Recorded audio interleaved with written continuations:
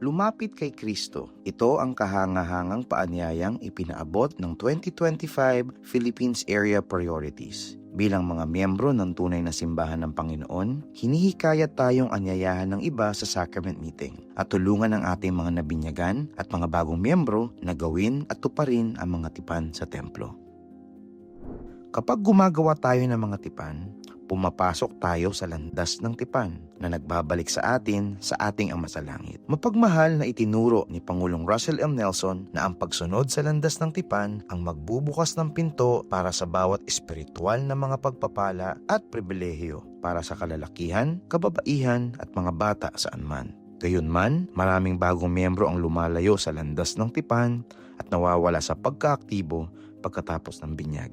Napakahalaga ng suporta at gabay na ibinibigay natin sa mga bagong miyembro pagkatapos ng binyag. Paano natin mapalalakas at masusuportahan ang mga bagong binyag na miyembro sa kanilang unang linggo?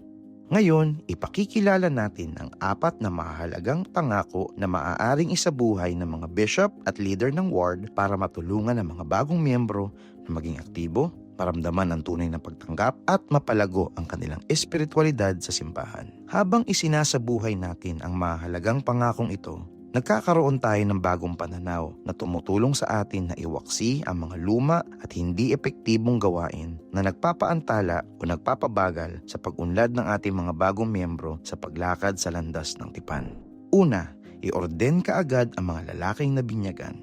Kung maaari, ang mga lalaking nabinyagan ay dapat maorden sa Aaronic priesthood sa unang linggo pagkatapos ng kanilang binyag. Ang mga lalaking convert na may edad 12 hanggang 17 ay dapat maorden sa naaangkop na katungkulan sa priesthood, habang ang mga may edad 18 pataas ay dapat maorden sa katungkulan ng priest. Ang agarang pag-orden ng mga lalaking nabinyagan ay naghahanda sa kanila na gumawa ng mga tipan, nagpapalakas ng kanilang pananampalataya at nagpapalalim ng kanilang pagbabalik loob kay Hesukristo. Inihahanda rin sila nito na matanggap ang Melchizedek priesthood, maglingkod sa mga misyon, magpakasal sa templo at maging mabubuting asawa at ama. Mga bishop, kumilos sana kayo ng may pagmamadali at pagmamahal. Interbyuhin at ipasang-ayunan sila kaagad. Pangalawa, interbyuhin ang mga bagong miyembro para mabigyan sila ng temple recommend.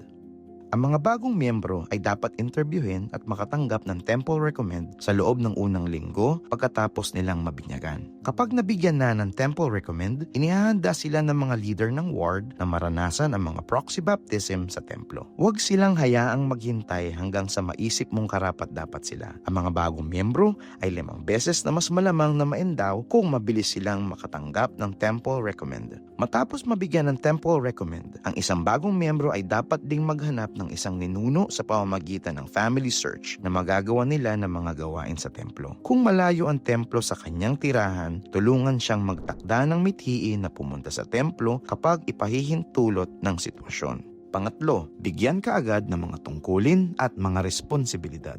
Bigyan ng mga tungkulin at mga responsibilidad ang mga bagong miyembro sa loob ng unang 2 linggo pagkatapos mabinyagan para matulungan silang lumago, maglingkod at madama na kailangan sila. Dapat itong iakma sa kanilang personal na mga kalagayan at kakayahan. Ang mga tungkulin at mga responsibilidad na ito ay maaaring simple tulad ng pagbati o pag-usher sa mga miyembro sa sacrament meeting o pagtulong sa klase. Ang mga tungkulin at mga responsibilidad ay tumutulong sa mga bagong miyembro na maging aktibo sa simbahan, bumuo ng mga ugnayan sa ibang mga miyembro, nagbibigay ng mga pagkakataong maturuan at nagpapalakas ng kanilang mga patotoo. Gayun din, ipaalam sa pamilya ng bagong miyembro ang kanyang mga tungkulin at mga responsibilidad. Pang-4, magtalaga ng ministering companionship bago ang binyag. Magtayo ng matibay na pundasyon ng pakikisama at pagkakaibigan para sa mga bagong miyembro sa pamamagitan ng pagtatalaga ng isang ministering companionship sa tinuturuan bago pa man siya mabinyagan. Oo, posible ito.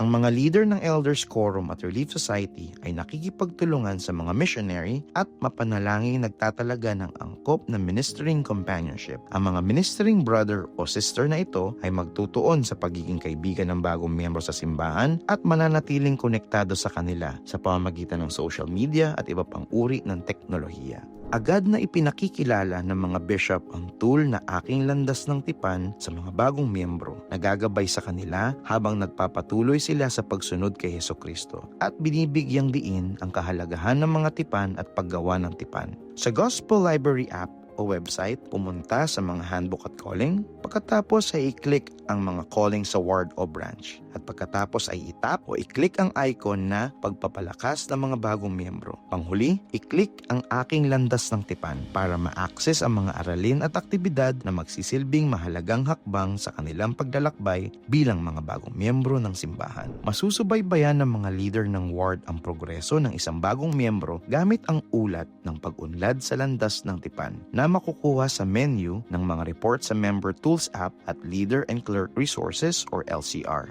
Mga bishop, leader ng ward, miyembro at missionary, magtulungan tayo ng may patuloy na koordinasyon habang isinasabuhay natin ang apat na mahalagang pangakong ito.